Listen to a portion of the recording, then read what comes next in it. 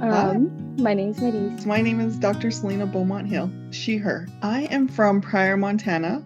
Okay. Pryor, Montana is on the Crow Indian Reservation in southeastern Montana, so probably about a good 8 hours from Oh, Spokane. wow. Okay. Do you travel back home a lot or?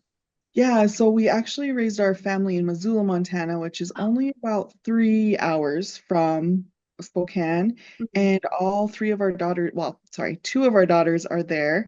One is with us. And so we travel back quite often to Missoula, but not as often to Pryor, which mainly holidays is when we get back there.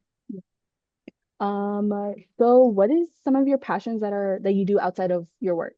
Yeah, I think really just being with my kids, they're all adults now. And Oh, so my husband and I are semi empty nesters because our 19-year-old that lives with us, she like does her own thing, has her own nice. schedule. And we don't, like she doesn't have a curfew. She doesn't have to be at home for dinner, like all those things. So she's there and she actually goes back to Missoula a lot. So I Oh, that's say nice. empty nesters. And so anytime I can just spend with them, like this past weekend, we drove back. We have a grandson, Aiden, our oldest daughter, Alyssa, and her husband. Mhm. Uh, have our grandson, Aiden, and he started Y basketball.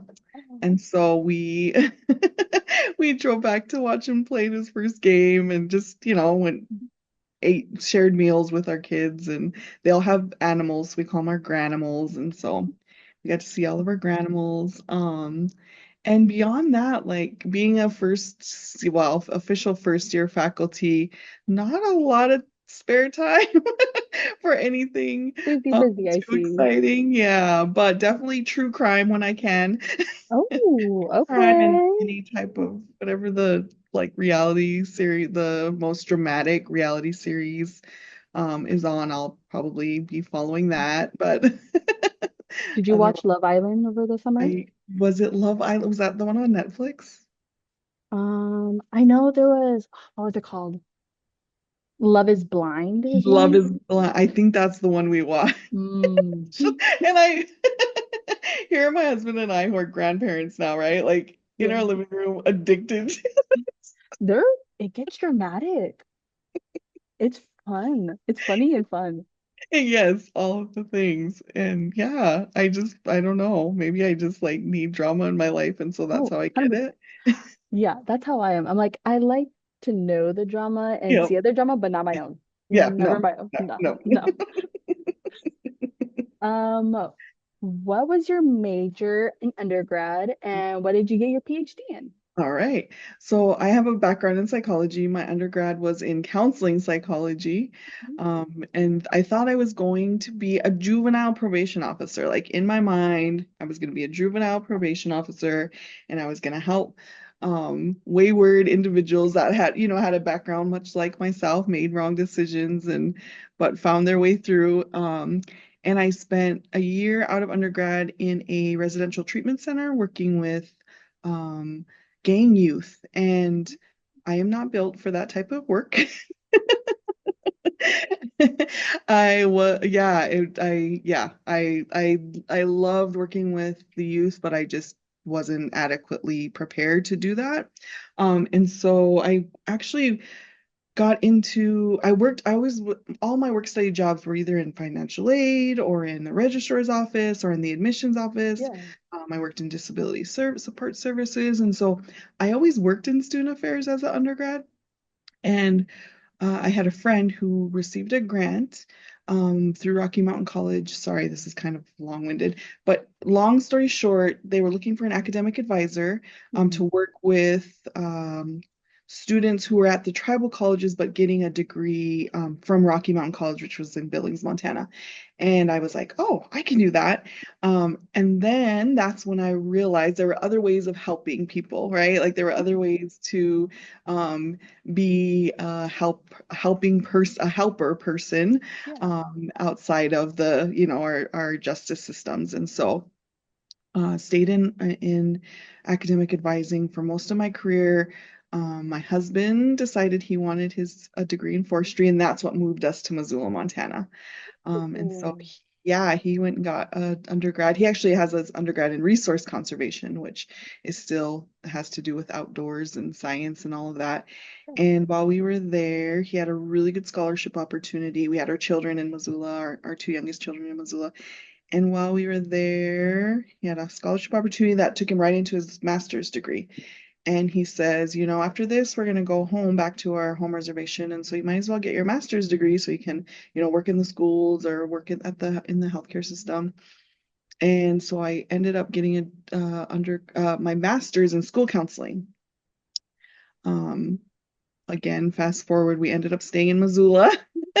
He was able to work for the federal government in Missoula, and so we stayed there, um, and raised our kids. And then they got a little bit older, and we moved home. We missed home. We missed being among people, being in our culture, being Yeah.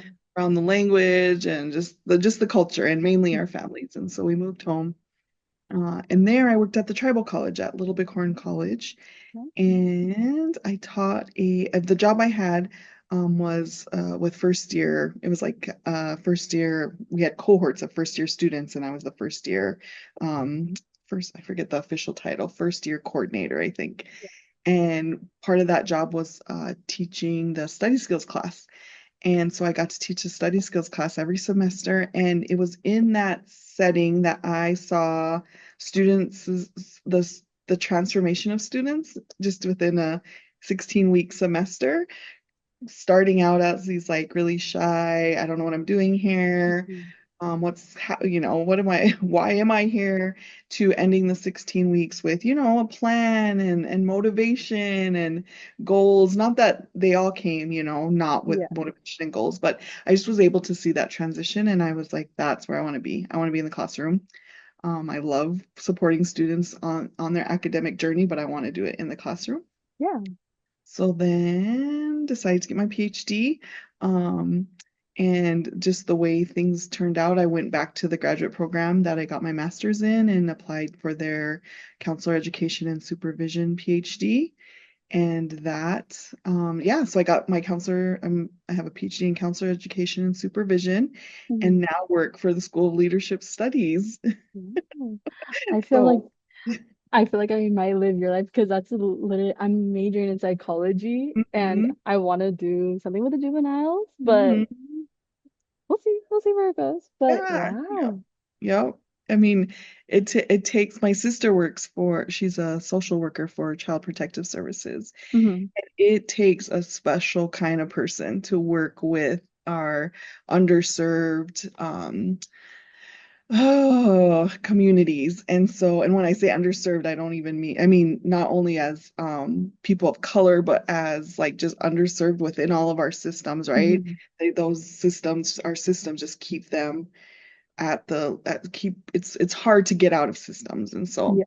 anyways, she works with them, and yeah, I just it I wish I had like I don't know, even I can't even explain, because her heart's as big as anything, but she also has like really she's lived life, and so she knows like what I don't want to say a hard exterior, but Hmm. she's tough, right? Like she Yeah. has a heart of gold and she's tough. And so anyways, I'm saying you can probably do it. I had the heart of gold, I just didn't have the tough. I fear I might like the toughen too. So we'll see. Okay. Um, so I see you're a member of the Crow Nation and the Blackfeet Nation. Mhm. Do you mind explaining what the nations are and what their importance are to you and who you are Yeah. today? Yes, yeah. So I am an enrolled member of the Gonzaga Nation, also known as the Crow Nation. And my mother so I was born and raised near the Crow Reservation. And my mother is Blackfeet, which is the Amskapi Pekani. And she married my dad, and we were raised within our Gonzaga culture. And that is everything to me. That is my primary identity. That's how I walk through the world, is through the values and the culture and the practices that I was taught by not only my parents, but my grandparents, my aunts and uncles, my sisters, like my community. um, the Crow culture has been just really instilled in who I am and how I am in the world. And then because I love my mother and I love my grandfather, I mean, I have a lot of respect for the Mm, Blackfeet culture. I don't know it as well as I do, and not as connected to the Blackfeet culture, mm. but definitely am proud of having that tribal lineage as well. Thank you for sharing that. Yeah. Um, how did you get to Gonzaga? Um, this is your first year, Yeah, so well, yeah. it's officially my second year. Mm, So I got to Gonzaga, and I'm going to jump back to my doctoral journey. When I was working on in my coursework while I was in the doctorate program, I took a class called Indigenous Well-Being Through Education. It was an elective course for me. And I was like, oh, the title aligns with, counseling and well-being. And so I'm going to take this course. And it was from a faculty that so I worked for Native American Studies, the department, as an academic advisor for about 5 years. And so I was like, oh, good, I get to take a course, in the department I used to work with and from faculty that I worked with. And that course, and it was a seminar course where there were, I believe, I want to say 6 different campuses with Indigenous studies programs on them. So as far away as New Zealand and as close as British Columbia. oh, wow. And then 2 in Hawaii, I believe there's 2 campuses in Hawaii, and then University of Arizona. And so each week, instructors or faculty from the course would lead our class. And it was all about using our indigenous cultures. There are many, right? But using your indigenous culture, your indigenous foundation as your guide in being in education. So we learned about indigenous pedagogy. We learned about the importance of language and how that's connected to culture and all of those things. And then we learned about indigenous research methodology. And so one of the reasons I worked in higher ed, so of course people were always talking about, oh, are you going to get your doctorate? Or are you going to get your doctorate? And I Yeah, was always like, no, because I didn't want to do the research. But it was in this class where I learned there was a way to conduct research using our own tribal protocols. So I wouldn't be extractive, right? Because a lot of the research I saw was extractive, or it just wasn't done in a way that aligned with who I am as a tribal person or as a Crow person. And so this class like exposed me to that. And I mean, talk about well-being, right? Like as soon as you learn how to not have to shelve yourself, because I always shelved, I was always proud. I'm always proud of who I am, where I come from, my tribal affiliations. But I always had to like kind of park them to do my work, right? To be a professional. And then I learned and through that class, like how I bring that into the work I do. And so from then on, it was like, oh, yeah, this is how I'm going to do it. I'm going to use what I know. I don't have to, pretend like I know this Western way of thinking. I yeah, mean, not that I didn't understand it, not that I didn't spend like a whole education learning that perspective, but that class taught me how to lean into who I am as an Indigenous person and use that knowledge base to teach and to do research and just to be in the world and not have to park it. yeah. And so did my research using an Indigenous research methodology. Um, and then I was sold like, okay, this is the way, we've been sharing knowledge with each other since time immemorial, and we've been doing it in this way. And so research isn't a bad word. It's just like let's do it appropriately, right, within our tribal communities. And so love research now as long as I can do it in the way that aligns with me. And then, okay, so then I'm like, okay, what next? I Mm. knew I wanted to teach. I graduated like in the middle of COVID. It was 2020. Oh, And so I didn't really want to relocate my family. I mean, it was like pretty impossible to even relocate yeah, in the middle of, I mean, people did it, but I just couldn't see myself putting my family through a huge transition like that. And so went back into student affairs, and there was a job at the University of Montana. Um, also I've always been doing DEI work. We haven't always called it that. We've called it diversity work, right? And I've Mhm. done that throughout my career. But there was a job opening. They had created this new support program called Inclusive Excellence for Student Success at the University of Montana. And they were looking for a director for that. And I was like, oh, sign me up. I get to, I want to be back working with students.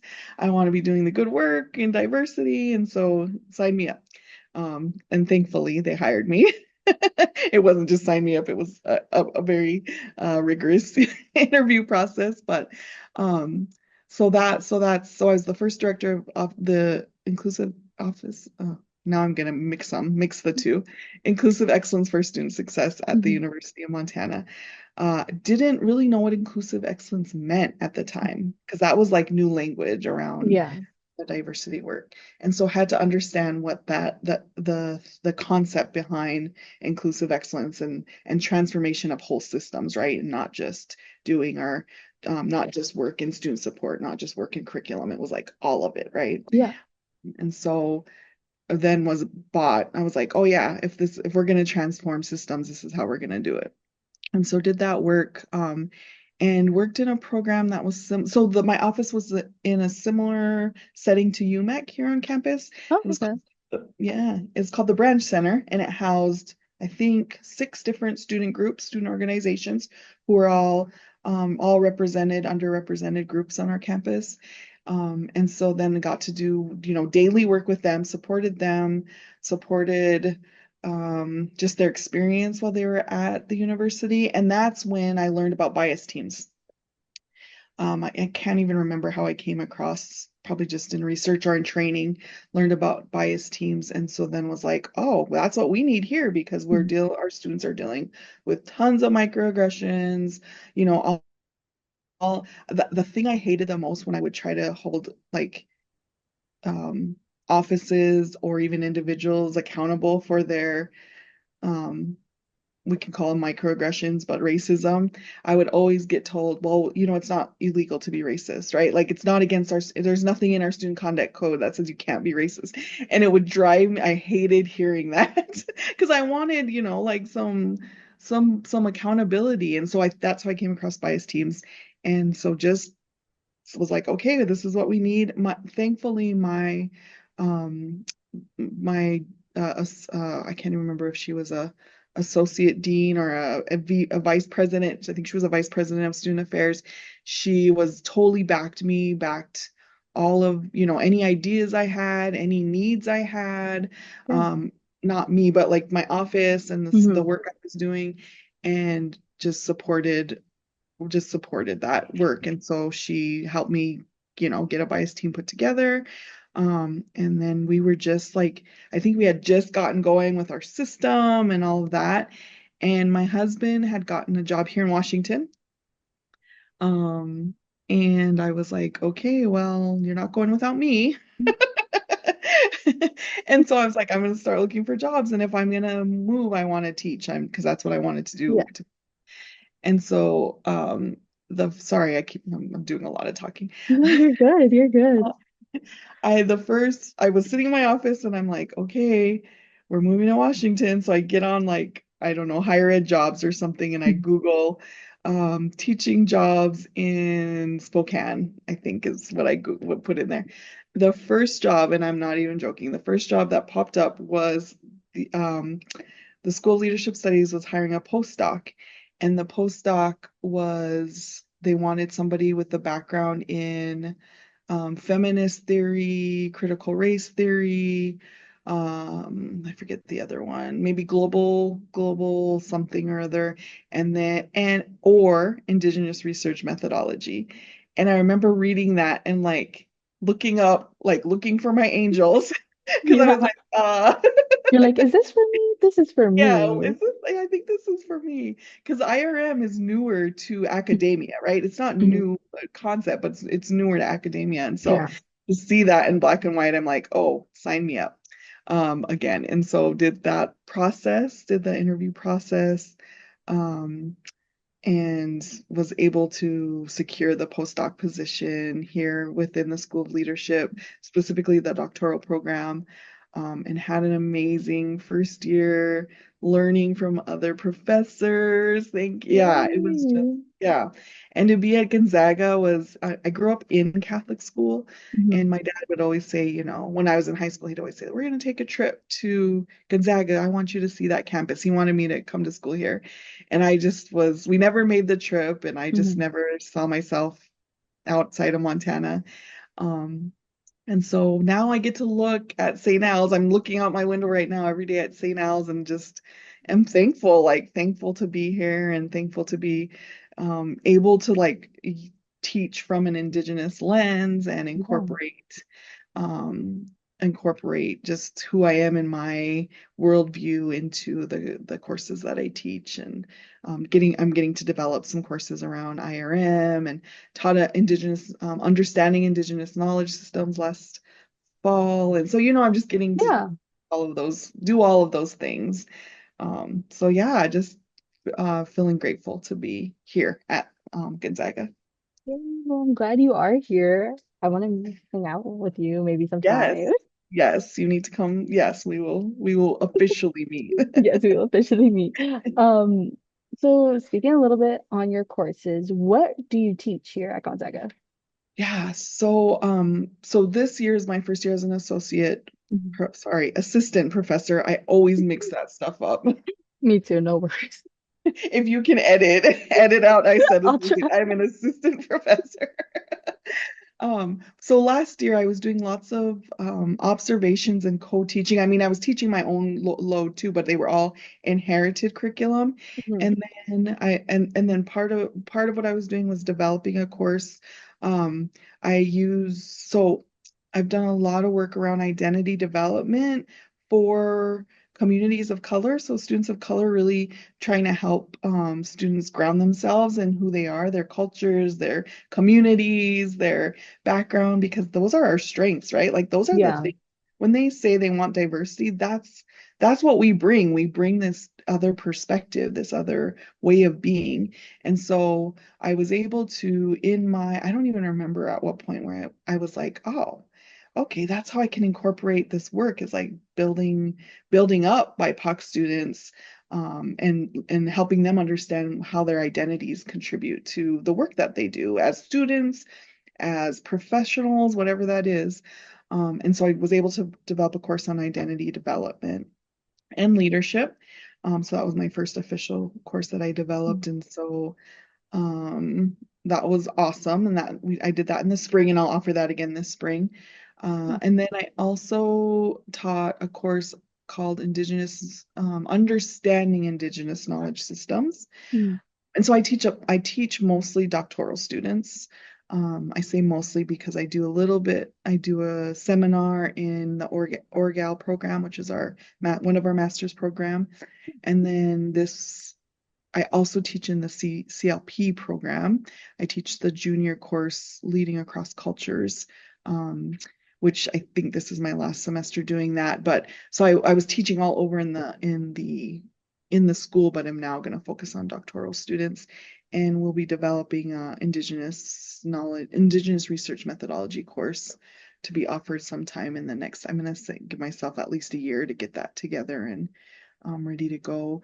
But I also teach, like right now, I'm teaching collaboration and leadership. Mhm. And so for me, collaboration, it's an elective that was already developed here in our school. And so what I do is I take the curriculum that's been approved by academic council, and then I just try to incorporate like just different collective cultural lenses to Yeah. what collaboration means, what it can look like. The places where like on my discussion boards and things like that, I try to bring in my just that development of self part that I learned in counselor education in that training.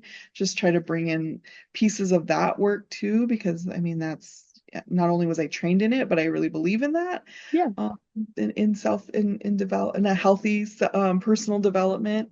Mhm. And so yeah, just so collaboration and leadership has been taught. What else? Oh, I'll be teaching global leadership in the spring. Okay. It's one of our core classes. Yeah, so I'm excited to do that. What else am I teaching in the spring? Gosh, I don't even know. I should know. Oh, my identity development, my identity development and leadership course. I get to reteach that this spring. Nice. And then the other part of being an assistant professor is you then jump on dissertation committees and candidacy, all of the doctoral level processes that students have to go through. So I get to start doing that work as Mhm. well. Yeah, yeah, it's real now.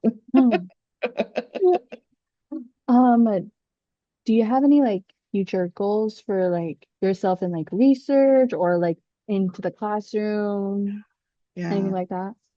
I mean, my immediate goal is to, no matter what course I get, or curriculum I'm supposed to develop, or being asked to develop, is to just continue to ground myself in indigenous knowledge systems. Mhm. I think, our indigenous community on campus isn't that large. Well, it's a very low population. There's only one other faculty now with Dr. Reyes retired. Dr. Lori Arnold is the only other faculty, Indigenous faculty on our campus.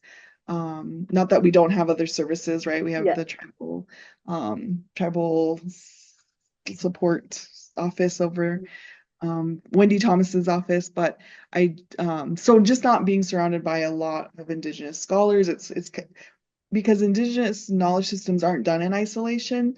Mhm. It's very opposite of your Western systems, right? It's Okay. not individualistic. It's all done in community. It's all done in um, collaboration. You're Yeah. learning, you're exchanging knowledge, like you're developing things together and not in isolation. And so for me, I just need to be very intentional about that, right? And Hmm. last year I wasn't. I thought, okay, this is the job and I just got to figure it out. And the more that I went along, really becoming a faculty person, right? I just realized, yeah, I can't do this in isolation. And so Yeah. been very intentional about building my network within Spokane, my connecting with other Indigenous professionals and scholars who are doing work outside of academia. And then thankfully, Washington State University, they have a Native American, I think it's called Native American Research Center. Mhm. And so was able to become a faculty affiliate with that program, met some Yeah. faculty there last week, and now we'll be starting a book club here in, in a Oh, month or okay. so. And so yeah, I just have to really be, and of course my family and friends and scholars and colleagues back in Montana, just staying connected. And so for immediate goals, that is my goal, is I Yeah. just need to be intentional about that. Long-term goals, really want to return home and work and teach at our tribal college. I don't know what that'll look like. I don't know what department I would teach in. Um, having a background in counselor education is good because that's what psychology, sociology, all of those things are, second nature to me. But definitely want to take back the Indigenous and our tribal colleges are teaching our languages, teaching our culture, but and they're even teaching our pedagogy at some level, but really being able to like fully embrace my way of teaching into that within the tribal college, and just hopefully one day be able to have the opportunity to move Yeah. home and do that there. So that would be long-term goals. And then as far as research, like right now, I know I need to be doing it, but I also don't know what that looks like right now. Hmm. And I'm just gonna trust that whatever project I need to be working on, it'll cross my path, much like this job did, this faculty position, and Yeah. then I'll be ready to rock and roll when it makes itself. Yeah. Yeah. Well, hope those goals come true for you. Thank you. I appreciate it. Okay. I have some fun questions for you. Okay. Okay. Um, what is your favorite song at the moment? Oh God. Laughing because I'm embarrassed because I'm a grandma, but Glorilla right now is on when I'm in my car by myself, that's what's coming on. Okay, okay. I like it. I like it. My always go-to is anything Bob Marley. Bob Oh, Marley, yeah. that's a good Yeah, one. Three Little Birds right now is also on repeat because everything's gonna be all right. Yeah. So, Yeah, those would, yeah, those are. I like. What is your favorite beverage during this cold weather? Oh, white chocolate latte or breve if Ooh. I'm feeling extra. Nice. But I usually order a vanilla because I try to keep my sugar down. But if I can do a white chocolate, I will. Oh And yeah. get away with it, I will. Um, do you have a favorite place to eat here in Spokane? Oh gosh, there's so many. I people are like, Spokane doesn't have that many options. I'm like, I came from Montana. Spokane has lots of options. Um, gosh. So in Spokane Valley, there's El Cezanne and Berea is Mm. like we just discovered Berea moving here. My kids would always talk about it. We didn't know what it was. And so they have Berea at El Cezanne that will, yeah, I any chance I get, I'll do that. I'll have to go check it out. Yeah, it's good. It's good.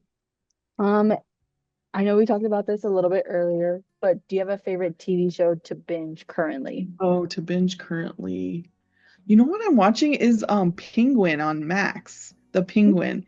It's kind of Oh, yeah, from the like Batman kind of? yeah, Oh, okay, Batman. okay. It's kind of a dark, like it's darker. I mean, the penguin had a rough life. I know it's like not it's fictional, but it was like, oh, I didn't think I'd like it. And yeah, my husband was like, we should watch the penguin. And I'm like, sure. And then I like it. So that's what I'm, yeah, semi binging. But I'm super binging Shrinking on Apple TV. Shrinking is hilarious. It's about these psychologists and they're funny and they're human. And if I when I need to laugh, I watch Shrinking. I'll have to check that one out. Yes, please. Yeah, you'll like it.